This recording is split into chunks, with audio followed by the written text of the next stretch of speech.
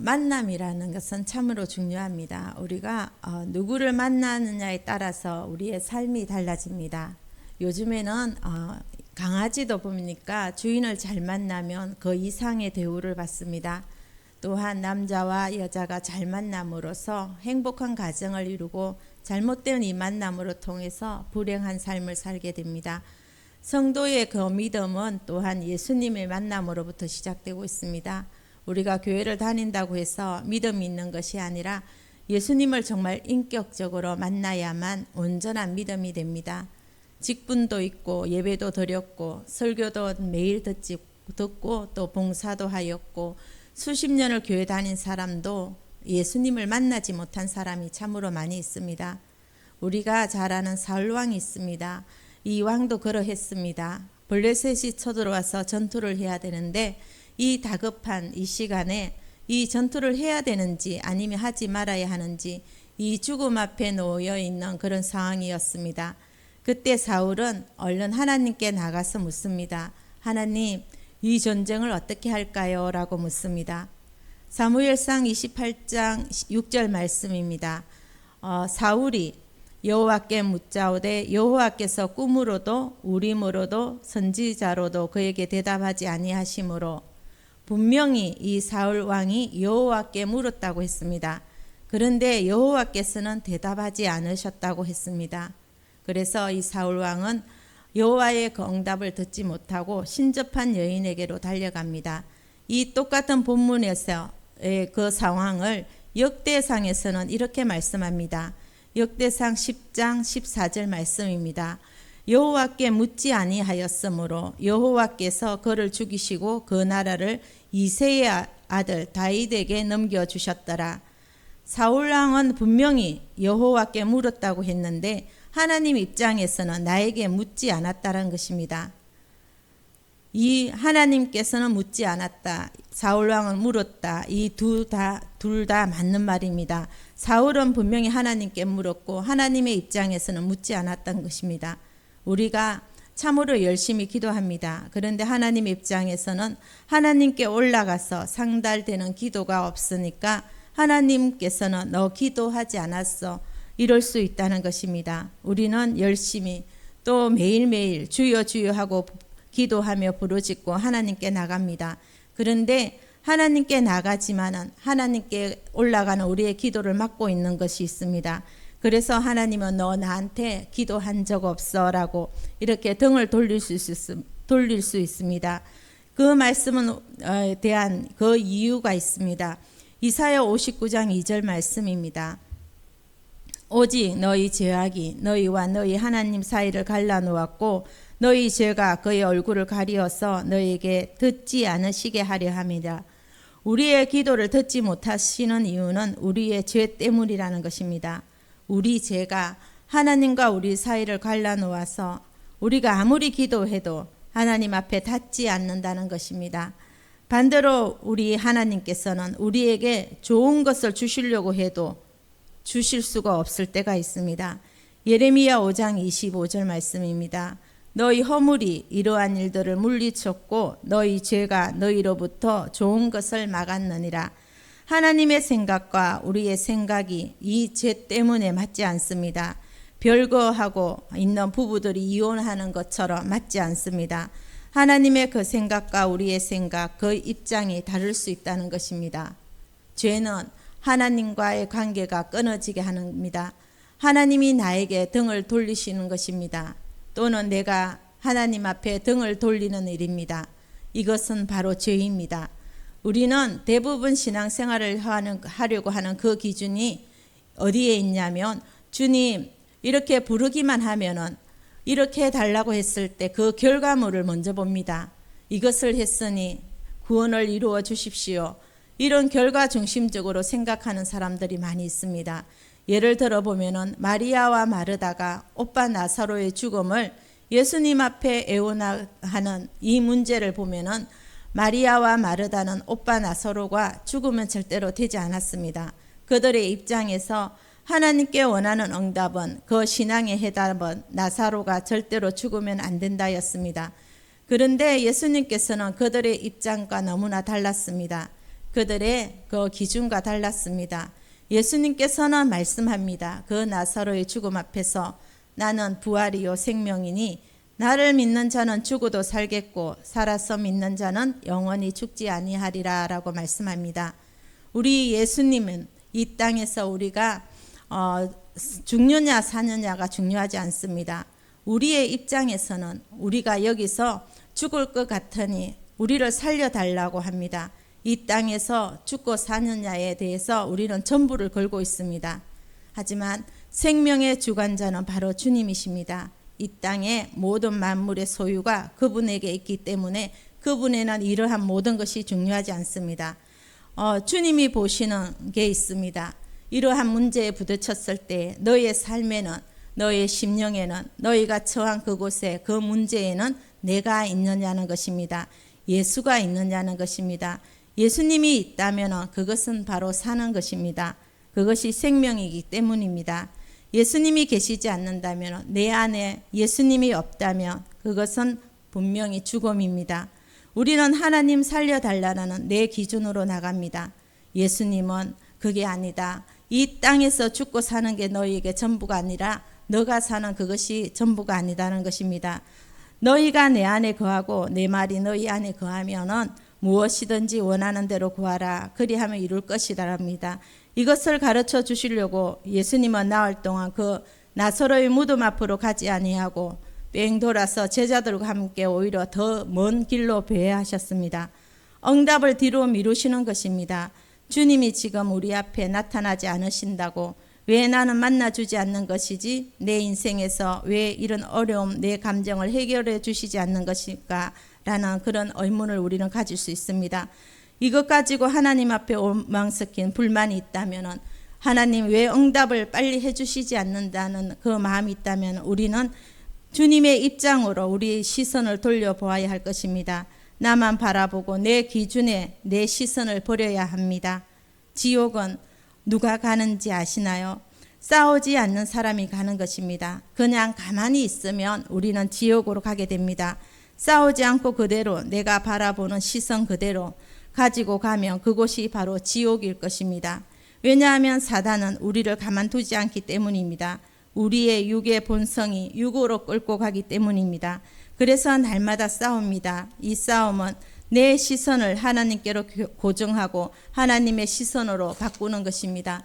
내 문제 앞에서 주님의 입장이 무엇인가, 주님의 뜻이 어디 있는가, 이것을 우리는 반드시 분별해야 합니다. 부자 청년이 있습니다. 영적인 일에 이 부자 청년은 관심이 참 많이 있었습니다. 그가 예수님께 한 질문을 어떻게 보면 영생을 얻을까 였습니다.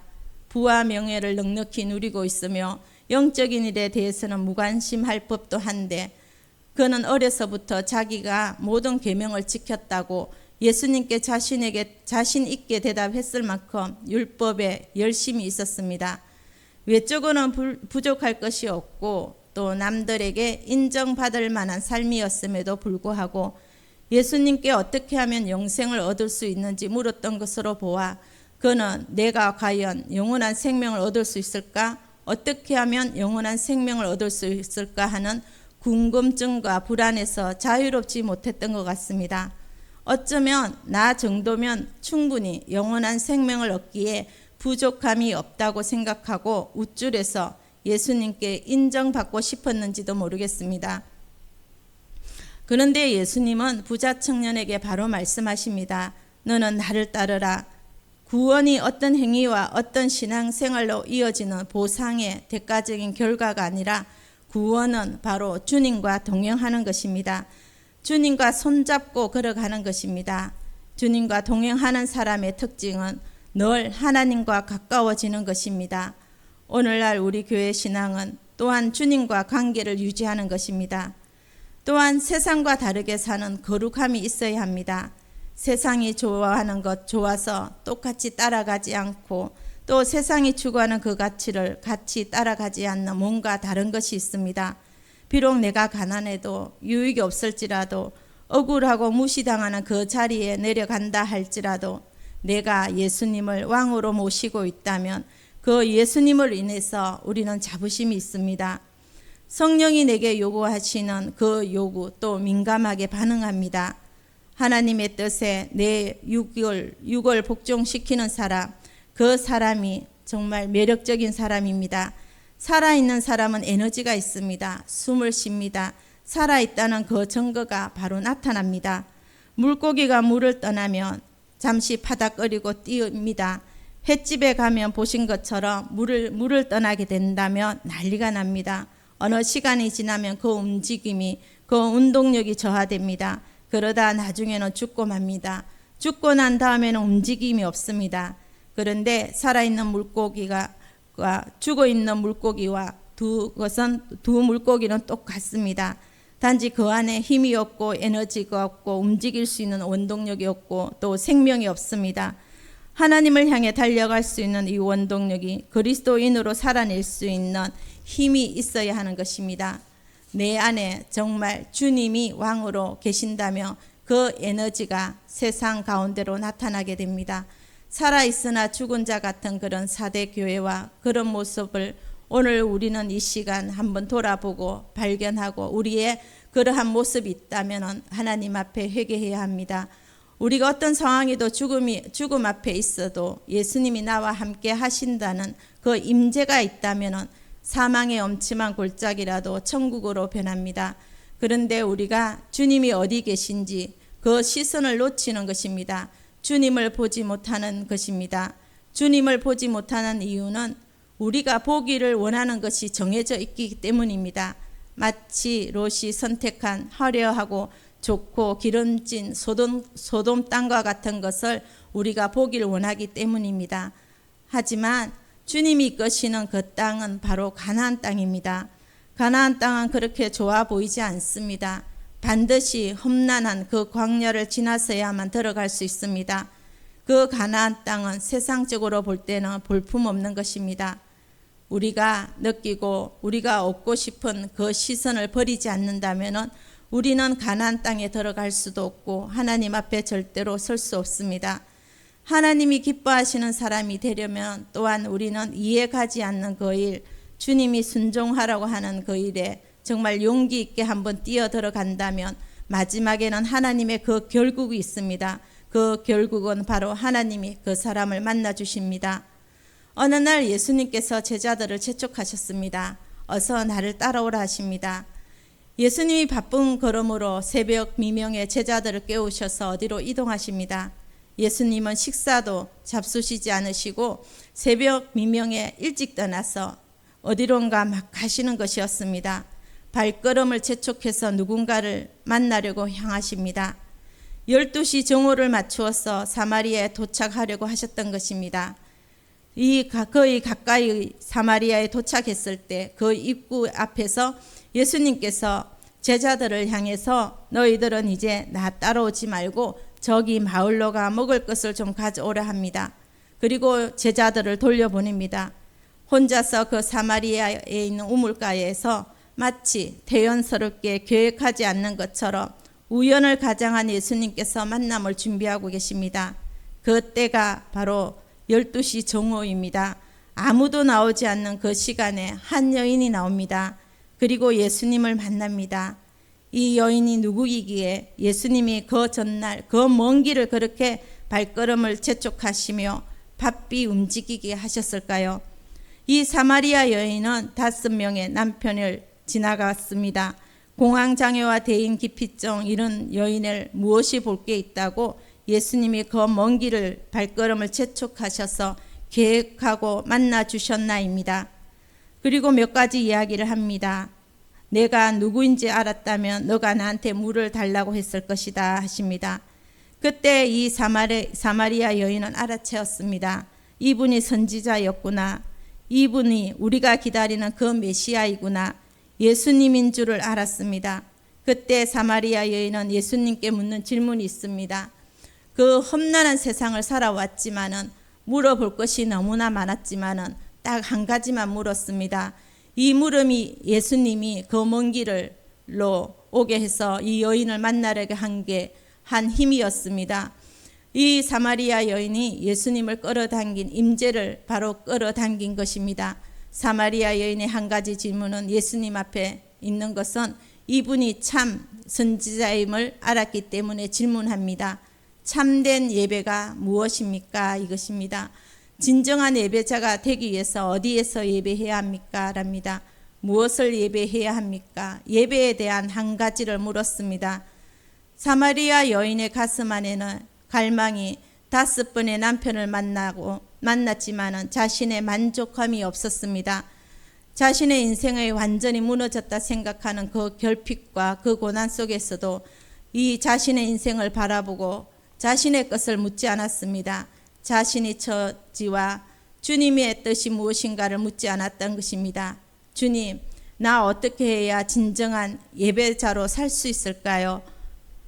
우리 안에 주님의 영으로 예배 가운데 주님의 영으로 충만해진다면 아무리 5번의 남편, 정상 같은 남편이 바뀐다 해도 만족함이 없습니다. 우리의 영이 허전할 때 첫 번째로 나타나는 특징이 있습니다. 하나님의 생기로 채워져야 만족을 얻는 우리 영이 주님의 영으로 채워지지 않으면 제일 갈급하니까 뭔가 다른 것으로 채우려고 합니다. 관계에서 채우려고 합니다. 친구로 채우려고 합니다. 쇼핑을 합니다. 맛집을 검색합니다. 이런 것들로 하면 채워질까 해서 또 돈을 벌려고도 합니다. 또 아니면 뭔가 막 먹으려고도 합니다. 이렇게 허한 것을 채우려고 합니다. 이렇게 잠깐의 것은 다 채워집니다. 그런데 그것은 만족함이 없습니다. 나중에 내 안에 불만이 나오고 짜증과 혈기로 모든 것이 만족스럽지 않습니다. 이것은 환경의 문제가 아닙니다. 우리 환경이 아무리 무너져도 아무리 죽음과 같은 상황이라도 주님이 우리 안에 있으면 주님의 임재가 있다면 우리에게는 절대로 부족함이 없습니다. 주님이 함께라면 모든 것이 채워집니다. 사마리아 여인은 환경과 상황에 상관없이 이 문제를 해결하고자 하는 갈망이 있었습니다. 하나님을 예배하고자 하는 갈망이 훨씬 더 컸습니다. 그 갈망이 예수님을 그 먼 길에서부터 오시게 한 것이었습니다. 예수님을 끌어당긴 힘이었습니다. 쇠가 자석에 붙듯이 예수님을 끌어당긴 것이었습니다. 그리고 예수님은 그녀를 만나 주셨습니다. 그 만남과 동시에 그녀의 인생은 자기의 이름을 위해 사는 것이 아니라 예수 이름 전하는 인생으로 바뀌었습니다. 우리 또한 삶 따로 예배 따로가 아니라 오늘 이 예배가 삶이 되고 삶이 예배가 되어서 하나님께로 더 가까이 나가는 이 하루가 되기를 원합니다.